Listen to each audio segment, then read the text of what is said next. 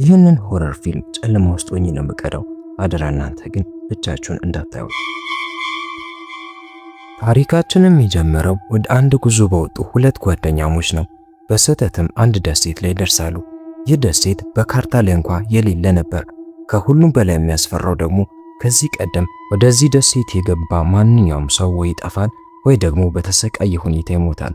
ነገር ግን ወደዚህ ቦታ እንዴት እንደደረሱ ለማወቅ 10 ዓመታት ወደ ኋላ መመለስ አለብን። ይህ የተገለለ ደሴት በጣም አደገኛ የሆነ የአእምሮ ሕክምና ሆስፒታል ነበረው። በሰዓቱ ከበሽተኞቹ አንዷ በፍርሃት ተውጣ እዚህ ጋር ጋኔን አለ እያለች ስትጮህ እንመለከታለን። ሌላዋ በሽተኛ በንግግሯ ተገርማ ለማረጋጋት ወደ መጋረጃው ጀርባ ሄዳ ትመለከታለች። መስኮቱንም ዘግታ ትመለሳለች። በዚያው ቅስፈት በሆስፒታሉን ስራ አስኪያጅ ተጨንቃ እናያታለን። ነገር ግን እስካሁን ምክንያቱ ምን እንደሆነ አናውቅም። በጥቂት ቅስፈት ውስጥ ምንጩ ባልታወቀ እንግዳ ኃይል ወደ አየር መንሳፈፍ ይጀምራሉ። ስራ አስኪያጇ ምን እየተከሰተ እንደሆነ አልገባትም። ሁሉም በተቻለ ፍጥነት ከሆስፒታሉ እንዲወጡ ነገረቻቸው። በእግሯ ላይ ሰንሰለት የታሰረች ሌላ በሽተኛ ተከሰተች። የሚያስፈራ አረማመድም ትራመዳለች። ይህች ልጅ ምንም መልካም ወሬ አታበስርም። ወደ እነሱ ስትቀርም በድንገት ትጠፋለች። ልጅቷን በፍርሃት ተውጣ ትሮጣለች። ስራ አስኪያጇም ልታድናት ትከተላታለች። ልጅቷ በር ላይ ስትደርስ ለመውጣት ፈራች። ስራ አስኪያጇ ልታረጋጋት ሞከረች። በድንገት ከእነሱ በላይ ያለችው ልጅ በፍጥነት መንቀሳቀስ ትጀምራለች። በመጨረሻም በስራ አስኪያጇ ላይ ትልቅ ነገር ወድቆ ሕይወቷን አጣች። ከዚህ ክስተት በኋላ 10 ዓመታት አለፉ። አሁን ዳራ ከተባለች ልጅ ጋር እንገናኛለን። እሷ ከእናቷ ጋር የምትኖር ሲሆን እናቷ የልብስ ስፌት ትሰራለች። ዳራ በስልኳ ላይ ከጓደኞቿ ስለነገው ጉዞ መልእክቶችን ተቀበለች። ጉዳዩንም ከእናቷ ጋር አንስታ ከጓደኞቿ ጋር እንድትሄድ እንድትፈቅድላት ትጠይቃለች። እናቷ ግን እምቢ በማለት ከጓደኞችሽ ጋር ምንም አይነት ጉዞ የለም፣ ስራሽ ነገ ስለሚጀምር ቤትሽ ተቀመጭና ረፊ አለቻት። ዳራ በዚህ ደስ አላላትም። ወደ ክፍሏ ገባች። እናቷም የሻይ ብርጭቆ እንደነበረና ምንም እንዳልጠጣችው አየች። ቀኑ አልፎ ጠዋት ይመጣል። እናቷ መስኮት እየከፈተች እዚህ ጋር ከቤት ውጪ የተደበቀ አንድ ወጣት እንዳለ እንመለከታለን። እናቷም ማለዳ መነሳት ስላለብን ተነሺ ትላታለች። እናቷ ከክፍሏ ስትወጣ ትጠብቃለች። እንደወጣችም አልጋ ልብሱን ስታነሳው ልብሷን አዘጋጅታ እንደነበረ እንረዳለን። ቦርሳዋን ይዛ በመስኮት ትወጣለች። ኖ ከተባለው ጓደኛዋ ጋር ትገናኛለች። በዚህ መንገድ ዳራ እናቷን ጥላ ሄደች። ፈቃዷንም ሆነ ስምምነቷን አላገኘችም ነበር። ከተወሰነ ጊዜ በኋላ የጀልባ ካፒቴን የሆነውን ሰው እንመለከታለን። የባህር ጥበቃዎች በአቅራቢያው ስላሉ በ10 ደቂቃ ውስጥ ወደ ባህር ዳርቻ መመለስ እንዳለባቸው ይነግራቸዋል። እነዚህ ወጣቶች ጉዟቸው በፍጥነት ስለሚያልቅ ተበሳጩ። ዳራ ስልኳን ስትከፍት በጣም ተጨንቃ የነበረችው እናቷ ደጋግማ የደወለችበትን ጥሪ ያገኘች። በዚያው ቅጽበት አንድ እንግዳ ደሴት በካርታው ላይ ታየ። መርከቧም ከደሴቱ ጋር ተጋጨች። ዳራ ተናዳ ካፒቴኑ ላይ ትጮኻለች። ወዴት እየነዳህ እንደሆነ አታውቅም ወይ ትለዋለች። ካፒቴኑም ለመቆጣጠር እየሞከረ መርከቧ እንደተሰበረችና መርከቧን እንደገና መንቀሳቀስ እንዲችሉ የባህሩ ማዕበል እስኪነሳ ድረስ መጠበቅ እንዳለባቸው ነገራቸው። ዳራ ይህ ነገር ምን ያህል ጊዜ ይወስዳል ስትል ትጠይቃለች። እሱም ጥቂት ሰዓታት ብሎ ነግሯቸው የሬዲዮ መልእክቱን ለመፈተሽና ምልክት ለመላክ ይሄዳል። እነሱም በስልካቸው ኔትወርክ ፍለጋ ይወጣሉ። ነገር ግን ኔትወርክ እንደሌላቸው ተረዱ። ማለትም ከውጭው ዓለም ጋር ያላቸው ግንኙነት ተቋርጧል። በዚህ ምስጢራዊ ደሴት ላይም ተቀርቅረዋል። ስለዚህ ወደ ታች ወርደው በባህር ዳርቻው ላይ ይቀመጣሉ። ከሩቅም አንድ ያልታወቀ ሰው እየተከታተላቸው እንደሆነ ያስተውላሉ። በድንገትም የኖ ገጽታ ተለወጠ። ዳራ ወደሱ ሄዳ ሌሎቹ ዋናተኞች በፍጥነት ትጠራቸዋለች። በቦታውም አሳ የያዘ ሳጥን ያገኛሉ። ይህም በእርግጥ እዚህ ቦታ አሳ አጥማጆች እንደሚመጡ ይጠቁማቸዋል። ነገር ግን ይህ ቢሆንም እንኳ በልባቸው ውስጥ ጥርጣሬ መግባት ጀመረ። ስለዚህ ነገሩ ከቀድሞ የበለጠ እየተወሳሰበ መጣ። በድንገት እናቷን የምትጠራ የጠፋች ልጅ ድምፅ ሰሙ። ኖ ናኪ ወደ ማንኛውም ሰው እንዳትቀሩ ብሎ የሰጠውን ማስጠንቀቂያ ወደ ጎን በመተው ሕፃኗን ብቻዋን መተው አልቻለም። ስለዚህ እሱና ዳራ የተተው ደሴት ወደ ውስጥ ገቡ። ዳራ ሳታስተውል መሬት ላይ የተጣለ አስክሬን እጅ ረገጠች። እዚህ ጋር በፍጥነት ወደ ቀድሞ ታሪክ እንመለሳለን። መሃላ የተባለች ልጅ ከአባቷና ከእናቷ ጋር በጠረጴዛ ዙሪያ ተቀምጣ ምሳ ስትበላ እንመለከታለን። በስህተትም የመስታወት ብርጭቆ ከእጇ አምልጦ መሬት ላይ ተሰብሮ ፈሰሰ። አባቷ በእሷ ላይ በጣም ተናዶ ይጮህባታል። ይዟትም ክፍሏ ውስጥ ቆልፎባት ይሄዳል። ከዚያ ምንም እንዳልተፈጠረ ምግቡን መብላቱን ይቀጥላል። ማላም ብቻዋን እያለቀሰች ትቀራለች። አሁን ደግሞ ወደ ኖህና ዳራ እንመለሳለን። አሁንም ደሴቱ ውስጥ እንዳሉ እንረዳለን። ስለዚህ መብራቶቻቸውን አብርተው ፍለጋቸውን ይቀጥላሉ። ዳራ መሬት ላይ የተጣለ ስልክ ታገኛለች። ይህም ከጥቂት ጊዜ በፊት በእርግጥ ሰዎች እዚህ እንደነበሩ ያረጋግጣል። ስለዚህ ዳራ ፈርታ ኖህ በባህር ዳርቻው ላይ ያሉትን ጓደኞቻቸውን እንዲመልሳቸው ትጠይቀዋለች።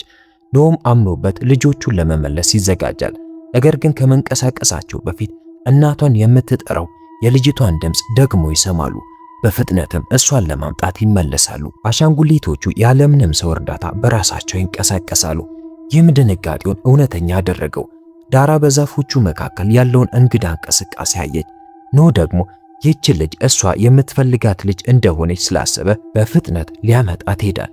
በዚያው ቅስፈት ዳራ ከጀርባ የሆነ ነገር እየተንቀሳቀሰ እንደሆነ ተሰማት። ኖህ ልትጠራው ትሞክራለች፣ ነገር ግን እሱ ከእሷ እርቆ ነበር። ስለዚህ ብቻዋን መሄድ ነበረባት።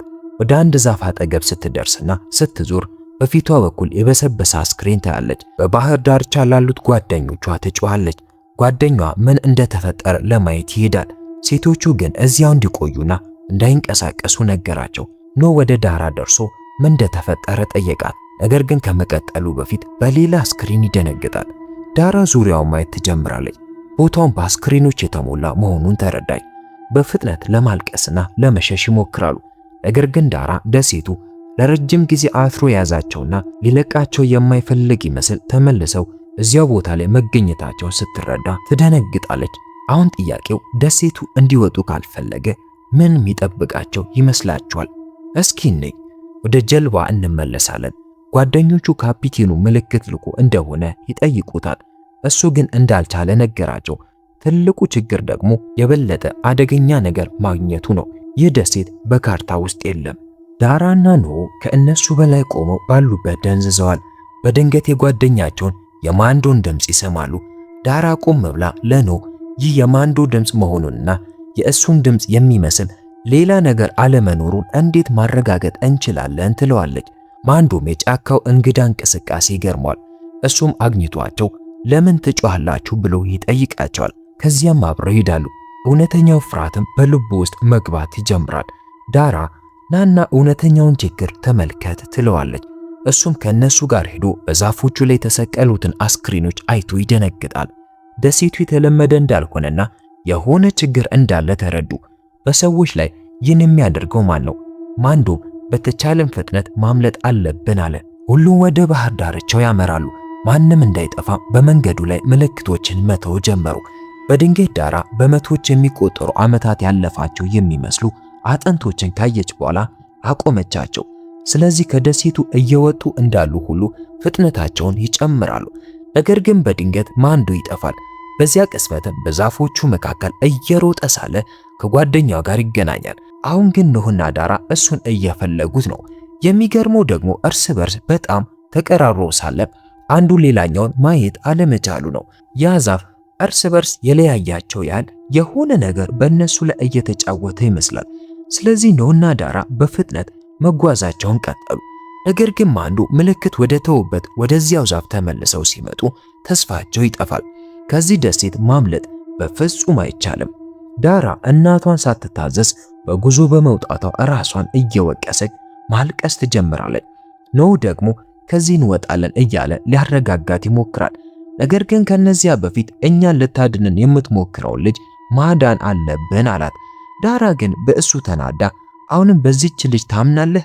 ምናልባት እሷ ሰው ሳትሆን እኛን ሊገድለን የሚፈልግ ጋኔን ነች፣ ስለዚህ ተዋት ትለዋለች። ከጥቂት ጊዜ በኋላ በዛፎቹ መካከል የእብዶች ሆስፒታል የሚል ምልክት ታያለች። እዚህ ጋር ሁሉም ነገር መደባለቅ ይጀምራል። በዚያው ቅጽበትም ቀይ እሳት ይነሳል። ማንዶ ወደ ባህር ዳርቻው ይደርሳል። ነገር ግን ሚስጥራዊቷን ሕፃን እንደገና ለመፈለግ ይመለሳል። በመጨረሻም የመርከቧ ሞተር ሰራ።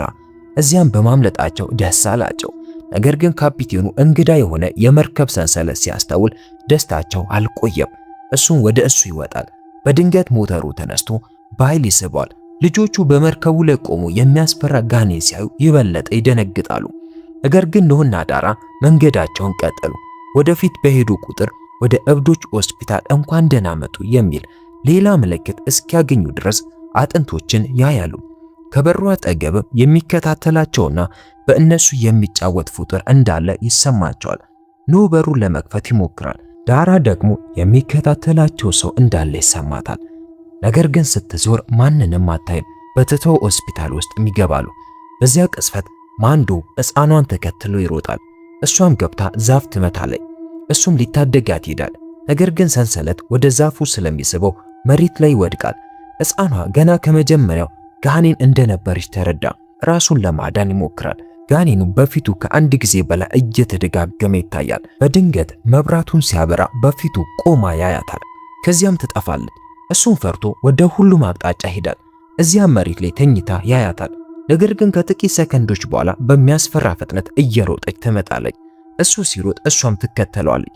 ለማምለጥ ሲሞክርም ተመልሶ ወደዚያው ቦታ እንደመጣ ይረዳል። በዚያው ቅጽበት ኖህና ዳራ ሆስፒታሉን አገኙ። በየቦታውም የአጥንቶችን ቅሪት ያያሉ። ዳራ ሆስፒታሉ ከ10 ዓመታት በፊት የተተው መሆኑን የሚያሳዩ መዝገቦችን ታያለች። ኖህ ደግሞ አስክሬኖችን እየተከተለ በኢንዶኔዥያ መንግስት ያልተመዘገቡ ብዙ ደሴቶች እንዳሉ ያብራራላታል። እነዚህንም ደሴቶች ለማህበረሰቡ አደገኛ ስለሆኑ በአእምሮ ሕመም የተያዙትን ለመለየት ይጠቀሙባቸው እንደነበረ ይነግራታል። ባለጠጎችም የአእምሮ ሕመምን እንደ ነውር ስለሚቆጥሩት ልጆቻቸውን በእነዚህ ቦታዎች ይደብቁ ነበር። ዳራ ለማምለጥ የሚረዳቸው ማንኛውንም ማስረጃ መፈለግ ትጀምራለች። ሆስፒታሉን የሚያሳይ ካርታም ታገኛለች። ስለዚህ ለኖህ ወደ መብራት ክፍል ሄደው እንዲያበሩ ትመክረዋለች። ኖህም ይስማማል። ዳራ ካርታውን በስልኳ ትቀርጸዋለች። የኖህ ስልክ ቻርጅ ስላለቀ ይጠፋል። ከሩቅም ጋኔኑ ሳያስተውል ይከተላቸዋል። በመዝገብ ክፍሉ አጠገብ ያልፋሉ። በትክክለኛው መንገድ እየሄዱ መሆናቸውንም ያረጋግጣሉ። ከዚያም ወደ አንድ ረጅም ኮሪደር ገብተው በሩ ክፍት ወደ ሆነ ክፍል ይደርሳሉ። በዚያም ቅጽበት ጓደኞቻቸው ወደ ደሴቱ ለመግባት ይወስናሉ። በድንገትም እንግዳ የሆነ ድምፅ ሰሙ። ስለዚህ ማንም እንዳያያቸው በፍጥነት መብራቶቹን አጥፍተው መሬት ላይ ይተኛሉ። ነገር ግን ድምፁ እየቀረበና እየጨመረ ይመጣል። እዚህ ጋር ጥያቄው የሰሙት ድምፅ ሊታደጋቸው የሚሞክር ሰው ነበር ወይስ እዚያ የሚጠብቃቸው አደገኛ ነገር? ያም ሆነ ይህ ኖህና ዳራ በሆስፒታል ውስጥ መንገዳቸውን ይቀጥላሉ። በድንገትም ዳራ እንግዳ የሆነ እንቅስቃሴ አስተውላ ትጠራዋለች። ከአልጋው ስር የመጣ የሚመስል ሰውም ያያሉ። ኖህ ያለምንም ማወላወል ወደ ክፍሉ ይገባል። ጋኔኑ ቀስ እያለ ይከተላቸዋል። አልጋ ልብሱን ሲስቡ ግን ማንም ሰው አያገኙም። ጋኔኑ ገና ከመጀመሪያው በስተጀርባቸው ቆሞ እንደነበረ ይረዳሉ። ዳራ ስትዞር በግድግዳው ላይ የተሞሉ ስዕሎችን ታያለች። እዚህ ጋራ ወደ ቀድሞ ታሪክ እንመለሳለን። ማላ አባቷ ስራ እንደሰለቸው ሰምታ መንፈሱን ለማደስ በማሰብ በአባቷ ቢሮ ግድግዳዎች ላይ ስትስል እንመለከታለን። አባቷ ግን ገብቶ ጭንቅላቷን ይወጋታል። ለመጀመሪያ ጊዜ ማላ ዝም አትልም። ተመልሳ አባቷን በመምታት ህይወቱን ታጠፋለች። ወዲያውኑ ጊዜ እንመለስ። ኖህና ዳራ እቅዳቸውን ፈጽመው መብራቱን ለማብራት ወደ ኤሌክትሪክ ጄኔሬተር ክፍሉ መንገዳቸውን ይቀጥላሉ። ጋኔኑም እያያቸው ይከተላቸዋል። በመጨረሻም ጄኔሬተሩ ክፍል ደረሱ። ኖህ ከቁጥጥር ፓናሉ ላይ ኤሌክትሪኩን ለማብራት ይሞክራል። ነገር ግን ጄኔሬተሩ ነዳጅ ስለሌለው ምንም ነገር አይፈጠርም። ዳራ የነዳጅ ታንኩ አሁንም ሙሉ እንደሆነ አስተውላ ጣሳውን አምጥታ ጄኔሬተሩ ትሞላዋለች። እዚህ ጋር ኤሌክትሪኩ ይመለሳል። በሙሉ ሆስፒታል ውስጥ ያሉ መብራቶችም ይበራሉ። በዚያው ቅስፈት ኔኮና ላቲ ከሩቅ ብርሃን ያበራሉ። ነገር ግን እዚያ ከመድረሳቸው በፊት ኔኮ ጋኔኑን አይቶ ይከተሏል። ስለዚህ ላቲ እሱ ማዳን ካለብን እርዳታ መጠየቅ አለብን ትላለች። ማንዱን በተመለከተ ጋኔኑ ከጀርባው ተከስቶ ና ይለዋል። እሱ ግን ራሱን ለማላቀቅ ይሞክራል። ነገር ግን ሙከራዎቹ ሁሉ ይከሽፋሉ። በሆስፒታሉ ውስጥ ኖህና ዳራ መልእክት ለመላክ ወደ ሬዲዮ ክፍሉ ይገባሉ። እዚያም ዳራ የክትትል ካሜራዎችን ታያለች። ኒኮና ላቲም አስተውለው ሮጠው በሩን ይከፍቱላቸዋል። ማንዶን ከጋኔኑ ጋር እንዳየችውና ማንዶ እንደሞተ ትነግራቸዋለች። ከዚያም ግድግዳው ላይ የተሰቀለውን ፎቶ እያመለከተች እኛን የሚያድነን ጋኔን ይህ ነው ትላለች።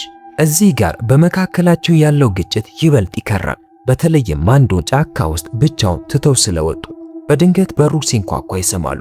ኖህ በሩን ሲከፍት ማንዶ መሬት ላይ ተጥሎ ያየዋል። በፍጥነት ገብቶ ሊያስቆሙት ይሞክራሉ። ኖህ ግን በህይወት መኖሩን ያረጋግጣል። ላቲ ትወድቃለች። ዳራም ልታረጋጋት ትሞክራለች። ኖህ ደግሞ በሕፃኗ ድምፅ ምክንያት ወደ ደሴቱ ስለገባና እሷን የመርዳት ሐሳብ ስለነበረው በሁሉም ነገር ራሱን ይወቅሳል። ዳራ ወደ ክትትል ክፍሉ ገብታ በሆስፒታሉ ውስጥ ምን እንደተፈጠረ ለማወቅ የድሮ የክትትል ካሜራዎችን ተፈትሻለች። እዚያም ጋኔኑ ከ10 ዓመታት በፊት የሆስፒታሉ ስራ አስኪያጅ ሲገድል ያያሉ። ከዚያም ሁሉ ማንኛውንም ማስረጃ ለማግኘት ወደ መዝገብ ክፍል ይሄዳሉ። ጋኔኑ ኮሪደር ውስጥ ቆሞ በዝምታ ይከታተላቸዋል። በመጨረሻም ነው በጋኔኑ ላይ አንድ ነገር ያገኛል። ምክንያቱም እሷ ከዚህ ቀደም ሰው ነበረች። ይህ ጋኔን ማላ እንደሚባልና ቀደም ሲል ያየናት ያቺው ልጅ እንደሆነች ይረዳሉ። ወደ ቀድሞ ታሪክ እንመለሳለን። እናቷ ወደ አእምሮ ሕክምና ክፍል ስታመጣት እንመለከታለን። ማላ ገብታ ቦታውን ትቃኛለች። በየቦታው ያሉትን ነርሶችና በሽተኞችን ታያለች። ወደ አሁኑ ጊዜ ስንመለስ ፍለጋቸውን ሲቀጥሉ እንመለከታለን። ማላ ሙሉ ሕይወቷን በሕክምና ክፍል ውስጥ እንደኖረችና የድሮ ጋዜጦች እንኳ ስለ እሷ ያወሩ እንደነበር ይረዳሉ። ከዚያም አንድ አሮጌ የሬዲዮ ካሴት አገኙ። የመጀመሪያውን የሕክምና ክፍለ ጊዜም ተመለከቱ። ነርሷ በአባትሽ ላይ ለምን ይህንን አደረግች ስትል ተጠይቃታለች። እሷ ግን መልስ ሳትሰጥ መሳል እፈልጋለሁ ብቻ ትላለች። ነርሷም የስዕል ደብተር ታመጣለች። ከዚያም ማላ መቼ ነው ወደ ቤት የምሄደው ብላ ተጠይቃታለች። ጊዜ ያልፋል። እሷም ከአዲሱ ሕይወቷ ጋር መላመድ ትጀምራለች። የመጎብኛ ቀን ሲደርስ እናቷን ለማየት ተስፋ ታደርጋለች። ነገር ግን እንዳለመታደል ሆኖ ማንም አይመጣም። የብቸኝነትና የአዘን ስሜት ይሰማታል። ዓመታት እያለፉ ሲሄዱ ማላ አድጋ ወጣት ትሆናለች። ብቸኛ ተስፋዋም እናቷ ተመልሳ ከሕክምና ክፍሉ እንድትወስዳት ነው። እሷ ብቸኝነትን እንደኖረች ሁሉም ሰው ብቻውን መኖር አለበት ብላ ወሰነች።